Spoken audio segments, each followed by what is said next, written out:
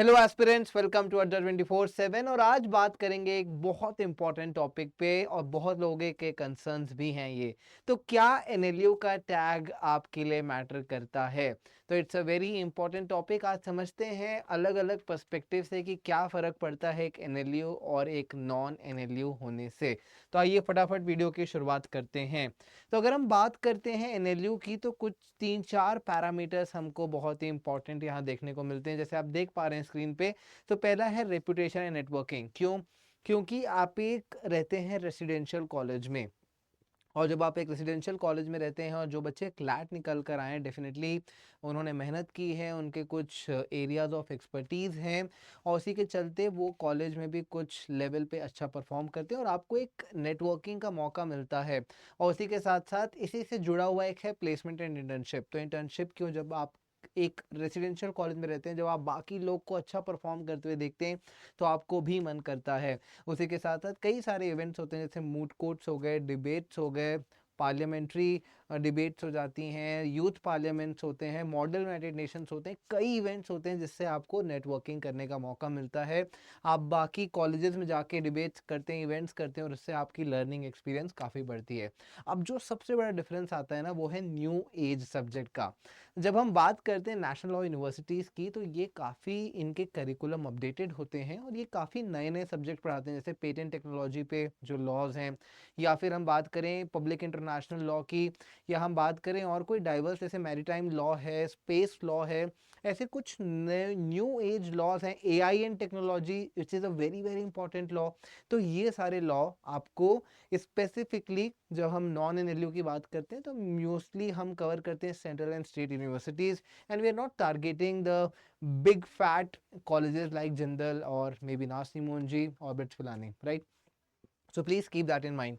So these are the factors. Along with it, corporate jobs. तो corporate jobs जब हम देखते हैं, तो यहाँ पे कॉर्पोरेट जॉब्स एनएलयू आपको बेटर ऑफर करती हैं, जस्ट बिकॉज आपकी एक्सपर्टीज़ होती है उन सब्जेक्ट्स पे। जैसे आप देख सकते हैं कि एडीआर, ऑल्टरनेटिव डिस्प्यूट रिजोल्यूशन, जहाँ पे आप मे बी आप पढ़ रहे हैं आर्बिट्रेशन, मीडिएशन, कंसिलिएशन, या फिर आप डिस्प्यूट रिजोल्यूशन के बारे में पढ़ रहे हैं। तो जब ऐसी सब्जेक्ट्स पढ़ते हैं, तो आज जो कॉर्पोरेट जॉब्स हैं वो कहीं ना कहीं इन्हीं के अराउंड रिवॉल्व करती हैं। मे बी आपके सिक्योरिटी लॉज हो गए, कंपनी लॉज हो गए। तो जब जितना ज़्यादा आप डीप में पढ़ते हैं, उतना ज़्यादा आपके जॉब प्रोस्पेक्ट्स ओपन हो जाते हैं। तो ये है आपके लॉ सेगमेंट का वन ऑफ द एरिया। लेकिन क्या अगर आपकी जो पर्सपेक्टिव है वो कहीं ना कहीं ये है कि मुझे एक एडवोकेट बनना है, मुझे एक जज बनना है, मुझे कॉम्पिटिटिव एग्जाम फाइट करनी है, देन ट्रस्ट मी, आपके लिए एनएलयू इतना बड़ा मैटर नहीं है। And again I will like to repeat, और मैंने यहाँ पर नोट पे भी रखा है कि हम हाई एंड प्राइवेट कॉलेजेस को कंसीडर नहीं कर रहे नॉन एनएलयू में, बिकॉज वो एक अच्छा ऑल्टरनेटिव है एनएलयूज का। तो मैं बात कर रहा हूँ उस सेगमेंट की, उस कैटेगरी की, जहाँ बच्चे, या तो इन कॉलेजेस की फीस बहुत ज़्यादा है। जब हम बात करते हैं जिंदल की, बिट्स पिलानी की, इनकी फीस साल की 10 से 12 लाख के बीच लाई करती है। तो हो सकता है कि आप में से लोग उसको अफोर्ड ना करें, मैं होता मैं खुद अफोर्ड नहीं कर पाता। तो इसीलिए मैं इन कॉलेजेस को एक्सक्लूड करती हूँ। जब हम बात कर रहे हैं नॉन एनएलयू की, mostly state universities, local colleges, central universities, जो कि कॉस्ट इफेक्टिव होती हैं, बहुत ज़्यादा कॉस्ट इफेक्टिव होती है। कई सारे गवर्नमेंट कॉलेज में तो साल की फ़ीस ही 10,000 है, कहीं 50,000 है, कहीं 20,000 है, मैक्सिमम 1 लाख है। तो ये आपका पैसा बचाती हैं। और लिटिगेशन जुडिशरी अगर आपको जाना है, तो ये बेस्ट है, क्योंकि आप अपने पूरे 5 साल वहाँ पर आप लगा सकते हैं लिटिगेशन सीखने में। जाइए लोकल कोर्ट में, जाइए डिस्ट्रिक्ट कोर्ट में, जाइए और ज़्यादा से ज़्यादा प्रैक्टिस करिए, समझिए कोर्ट के डायनामिक्स को, and that will give you a lot of results. अगर आप जुडिशरी चाहते हैं, तो लगा दीजिए अपना 5 साल, कोर्ट जाइए, आप जजेस के अंडर इंटर्नशिप कर सकते हैं, एक डायनेमिक समझ सकते हैं कैसे जजेस फंक्शन करते हैं। इसी के साथ साथ जितना ज़्यादा हो सके आप उतना ज़्यादा मेन स्ट्रीम सब्जेक्ट्स को, मेजर लॉ सब्जेक्ट को, जैसे constitution, civil procedure code, criminal procedure code, जो कि अब भारतीय नागरिक सुरक्षा संहिता हो चुका है, या भारतीय न्याय संहिता है, जो भी हमारे नए क्रिमिनल लॉज हैं। इसी के साथ एविडेंस हो गया, बहुत सारे जो मेजर सब्जेक्ट्स हैं उन पे फोकस कीजिए, राइट। तो आप अपने 5 ईयर्स रिवॉल्व कर सकते हैं, क्योंकि जितनी भी हमारी सेंट्रल स्टेट यूनिवर्सिटीज़ होती हैं, उनके करिकुलम इन्हीं के अराउंड डिज़ाइन होते हैं। तो आजकल उन यूनिवर्सिटीज़ में भी कंपनी लॉ जैसे सब्जेक्ट या फिर एडिया जैसे सब्जेक्ट इंट्रोड्यूस हो रहे हैं, लेकिन उस पैरामीटर पे नहीं है, जैसे कि मे बी जिंदल कर रहा हो, या बिट्स कर रहा हो, या बाकी नेशनल लॉ यूनिवर्सिटीज़ कर रही हैं। और एक मेजर डिफरेंस जो एकेडमिकली आता है वो होता है ऑनर्स का। तो जब आप जाते हैं एनएलयू तो वहाँ पे आपको बीएलएलबी ऑनर्स की डिग्री मिलती है, तो वो एक आपको एडेड एडवांटेज देती है अगर आपको कॉर्पोरेट फील्ड में जाना है तो this is all about time flexibility मिल जाती है कई सारी यूनिवर्सिटीज़ में। यहाँ पर जो है टाइम का रिस्ट्रिक्शंस नहीं है, आपको अटेंडेंस का रिस्ट्रिक्शंस नहीं है, आप पार्ट टाइम इंटर्नशिप्स कर सकते हैं। स्पेसिफिकली जीएलसी मुंबई जहाँ पे यूजुअली लोग जाते ही इसीलिए हैं ताकि वो पार्ट टाइम इंटर्नशिप कर सकें कोर्ट में, और 5 साल बाद उनका करियर ऑटोमेटिक सेटल्ड है।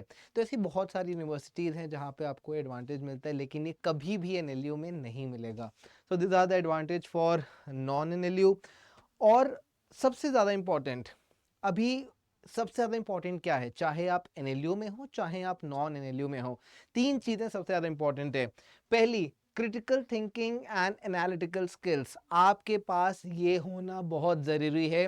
अगर आप एक एनएलयू से हो चाहे नॉन एनएलयू से हो, अगर आपके पास ये नहीं है तो आप थोड़े से लैग करेंगे अपनी परफॉर्मेंस में, क्योंकि एज अ लॉयर, चाहे आप कॉर्पोरेट फील्ड में जाएं, चाहे जुडिशरी में जाएं, चाहे एक लॉयर बन जाएं, कुछ भी करें, आपके पास critical thinking and analytical skills होनी ही होनी चाहिए। This is very important. Effective communicative skills, आप चाहे कॉर्पोरेट में हैं आपको कम्युनिकेशन स्किल्स काम आएंगी, लॉयर हैं तो 100% काम आएगी, जज हैं, चाहे बैंकर हैं, चाहे पीएसयू में काम कर रहे हो, चाहे गवर्नमेंट जॉब में हो, लॉयर होने के साथ साथ, लॉ डिग्री होने के साथ साथ एक पैरेलल चीज जुड़ती है जो है कम्युनिकेशन। तो अगर आप लॉ स्टूडेंट हैं तो आपकी कम्युनिकेशन स्किल्स बहुत अच्छी होनी चाहिए। And third is ethical integrity and professionalism. तो ये आपको डिफाइन करेगी, आपकी पर्सनालिटी को डिफाइन करेगी कि एज अ लीगल पर्सन आप कैसे हैं। तो हम देखते हैं, जनरली हम देखते हैं ना कि कैसे लॉयर्स कभी कभी इथिकल इंटीग्रिटी भूल जाते हैं, या और भी हम देखते हैं कि कॉर्पोरेट्स भूल जाते हैं। तो यहाँ पे बहुत इंपॉर्टेंट है कि आप प्रोफेशनलिज्म को प्रेफर करें। तो ये 3 पैरामीटर्स आपको irrespective of the college follow करने हैं। सो आई होप आपको वीडियो यूजफुल लगी होगी, and I wish you all the best. CLAT के लिए बस 3 महीने बचे हैं तो अच्छे से प्रिपेयर करिए, give your best. And if you have more doubts you can connect in this ID @namantrip1. This is my Telegram ID. Feel free to ask any doubts and I'll be more than happy to help you. Thank you all for watching this video, and I'll see you in the next one. And please do follow us, do subscribe and like this video. Thank you.